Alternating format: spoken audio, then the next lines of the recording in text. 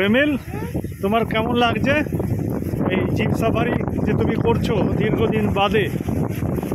অসাধারণ লাগছে, আর আমি খুব খুশি, চারদিকটা খুব সুন্দর লাগছে। আমরা বেরিয়ে পড়েছি পানঙ্গের পাড় শিশু কল্যাণ উচ্চ বিদ্যালয়ের কর্মচারী সমিতির উদ্যোগে সাধারণ বার্ষিক সভা তৎসহ জঙ্গল সাফারি। আজকের সত্যি দিনটি আমরা আনন্দের সাথে উপভোগ করছি। সকাল থেকেই বৃষ্টি, তারপর আকাশ পরিচ্ছন্ন হয়েছে, তবে মেঘ রয়েছে, যেটা জঙ্গল সাফারি করবার জন্য আদর্শ। আমাদের সঙ্গে রয়েছে বিদ্যালয়ের বাংলা ভাষা এবং সাহিত্য বিভাগের শিক্ষক আমাদের প্রিয় শিবাজদা। তো শিবাজদার কাছে আমি এবার ক্যামেরাটা ঘুরিয়ে দিচ্ছি আর জানতে চাইব যে ডুয়ার্সের জন্য জগৎ বিখ্যাত জলদাপাড়া জাতীয় উদ্যান ডুয়ার্সকে একটা আন্তর্জাতিক খ্যাতি দিয়েছে। সেই জলদাপাড়া জাতীয় উদ্যানে আমরা কার সাফারিতে বেরিয়েছি, আবার এটা জিপ সাফারিও আমরা বলতে পারি। তো আমরা উপভোগ করছি এক প্রান্তভূমির তার নান্দনিক শোভা। তো আমি ক্যামেরা ঘুরিয়ে শিবাজদার কাছে আমি জানতে চাইছি যে সকাল থেকে তৎস এখন মধ্যাহ্নকালীন দিবাপহর অতিক্রান্ত হয়েছে, আমরা ইতিমধ্যে বেরিয়ে পড়েছি জাতীয় উদ্যান। সেখানে শিবাজদার যে মনের অগোচরে লুকিয়ে থাকা অনুভূতিগুলো আমরা জেনে নিতে চাচ্ছি। শিবাজদা, কিছু বলো।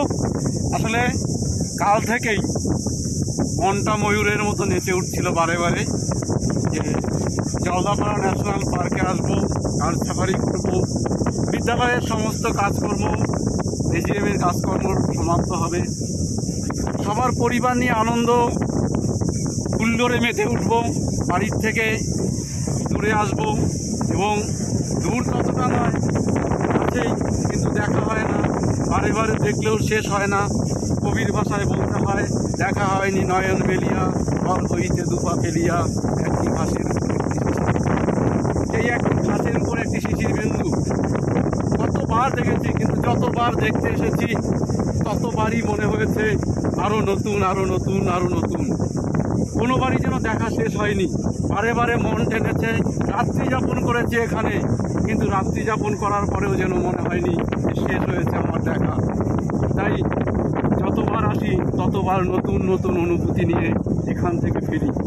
এখন কার সাফারিতে চলছি প্রবীরদার সাথে, কারণ দেখতে চাই বন্য শোভা, বন্য প্রাণীর বসবাসযোগ্য চারণভূমিগুলো, যেখান থেকে তারা খাদ্য সংগ্রহ করে প্রাকৃতিক ভারসাম্য বজায় রাখে, যেভাবে নিজেরা বেঁচে থাকে আমাদেরকে বেঁচে থাকতে সাহায্য করে।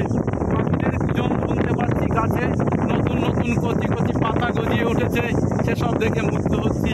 নতুন পাতাগুলো যেন হাততালি দিয়ে আমাদেরকে ডাকছে নতুন জীবনের জন্য, সেই নতুন জীবনে বেঁচে উঠছি যেন আবার। মনে হচ্ছে কোথাও যেন হারিয়ে গেছে, কোথাও যেন হারিয়ে যাচ্ছে আমরা।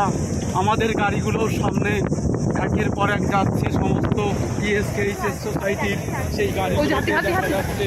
সেখানেও সবাই দাঁড়িয়ে দাঁড়িয়ে উপভোগ করছে এবং প্রাকৃতিক মনোরম দৃশ্যগুলো উপভোগ করছে। কথা বলো। হ্যাঁ, সামনেই দেখা যাচ্ছে গজরাজ, একদম আমরা সামনে দেখি দাঁড়িয়ে পড়েছি, দেখে মুগ্ধ হবেন। সামনেই গজরাজ রয়েছে, সে গজরাজকে দেখলে এত কাছ থেকে কখনো দেখা হয়নি, অনেকটাই দূর। হ্যাঁ, দেখছি অনেকটাই দূর থেকে দেখেছি, কিন্তু এত কাছে থেকে দেখিনি। এটা দেখে মুগ্ধ হচ্ছি, ভাবছি এত কাছ থেকে বন্যজন্তু, হয় এটা ভাবাও যায় না।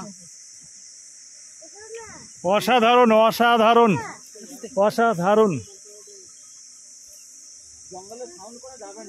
আচ্ছা আচ্ছা, আমরা শিবাজদার কাছ থেকে জেনে নিলাম তার মনের ভেতর এই প্রকৃতির মাঝে এসে যে উদ্ভাস, যে উচ্ছ্বাস, যে আনন্দ তিনি ব্যক্ত করলেন। পিছনেই রয়েছে এসকেএইচএসের আরও সহকর্মীবৃন্দরা। তো বলার অপেক্ষা রাখে না, এই মায়াবী অরণ্য যতবারই আমরা আসি না কেন প্রতিবারই আমাদের কাছে নতুন নতুন নতুন স্বাদ এনে দেয়। ইতিমধ্যে আমরা দেখলাম গজরাজকে, যিনি যারা স্থলভূমির সবথেকে বড় আয়তনের প্রাণী, সেই গজরাজ দর্শনের পর আমরা আরও প্রবেশ করছি অরণ্যের গহন থেকে গহন অরণ্যের দিকে। বলার অপেক্ষা রাখে না যে বনভূমি আমাদের সকল দূষণের হাত থেকে প্রকৃতিকে রক্ষা করে, সেই বনভূমির আমরা একদম গভীরে প্রবেশ করছি। স্বাদ নিতে চাই যে আন্তর্জাতিক খ্যাতি সম্পন্ন জাতীয় উদ্যান জলদাপাড়া জাতীয় উদ্যান, সেই জাতীয় উদ্যানের গহন অরণ্যে আমাদের জীব ইতিমধ্যে প্রবেশ করছে। অরণ্য আমাদের হাত ছানি দিচ্ছে আসবার জন্য, কারণ আমরা যারা ডুয়ার্সে বসবাস করি সকলেই কোনো না কোনোভাবে প্রকৃতির সাথে যুক্ত। প্রকৃতির মায়াবী চাদর সমগ্র ডুয়ার্সকে আবৃত করে রাখছে। সেই আরেকটি অংশে আমরা প্রবেশ করছি। মনীন্দ্র, তোমার মুখ থেকে কয়েকটি কথা শুনতে চাই। আমরা আজকে জলদাপাড়া অভয়ারণ্যে এসেছি। এটা একটা আন্তর্জাতিক সম্পন্ন অভয়ারণ্য।